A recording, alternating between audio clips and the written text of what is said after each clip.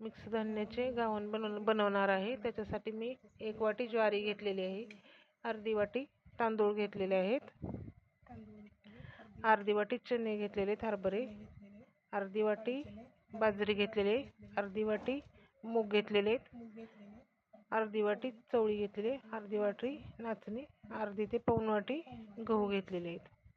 चला तर आपण हे धान्य आता स्वच्छ पाण्याने धुवून रात्रभरासाठी भिजत ठेवणार आहोत।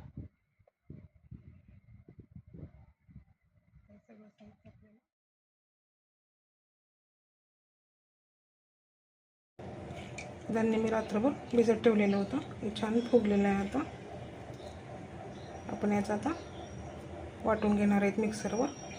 याच्यात कुठलंही धान्य मी भाजून घातलेलं नाही आहे, सगळं कच्चं आहे। तर आता हे आपण गरजेप्रमाणे पाणी घालून तांदळाच्या घावणाच्या पिठाप्रमाणे आपण हे आता वाटून घेणार आहोत। मिक्सरमध्ये तुम्हाला पाहिजे तसं पाणी टाकू शकता तुम्ही, एकदम पाणी टाकायचं नाही, गरजेनुसार पाणी वापरा।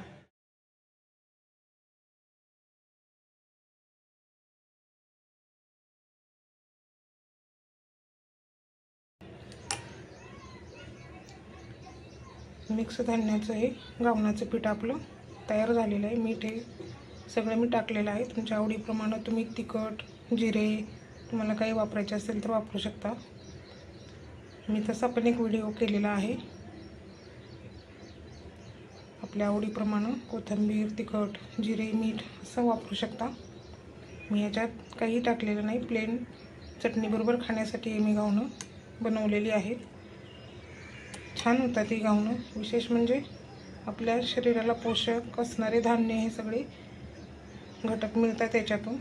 त्याच्यासाठी तुम्ही तांदळाच्या घावणाच्या ऐवजी कधीतरी हे पण घावणं तुम्ही नक्की करून बघा। चला तर मी तुम्हाला दाखवते आता हे कसे बनतात ते। चला तर आपलं तवा गरम झालेला आहे, अगदी थोडंसंच आपण याच्यात ग्रीस करून घेणार आहोत तेलानं। जास्त तेल वापरायचं नाही आपल्याला।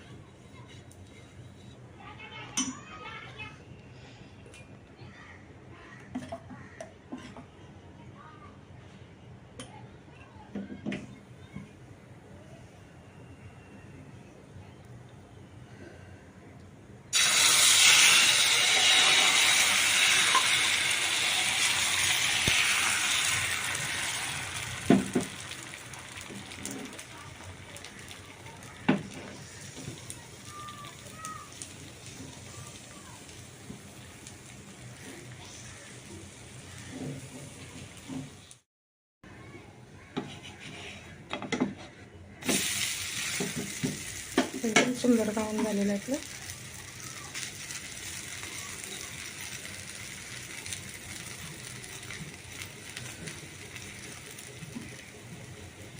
तुम्ही पण अगदी असेच करून बघा, छान होतात ती।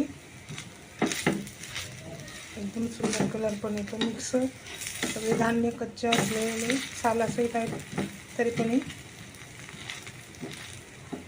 छान दिसतात आणि चवीला पण छान होतात। तुम्ही पण नक्की करून बघा।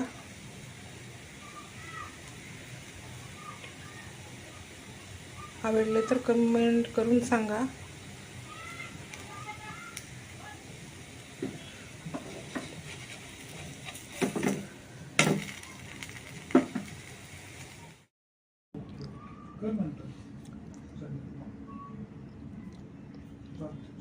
चला, आपली छान अशी आंबोळी तयार झालेली आहे।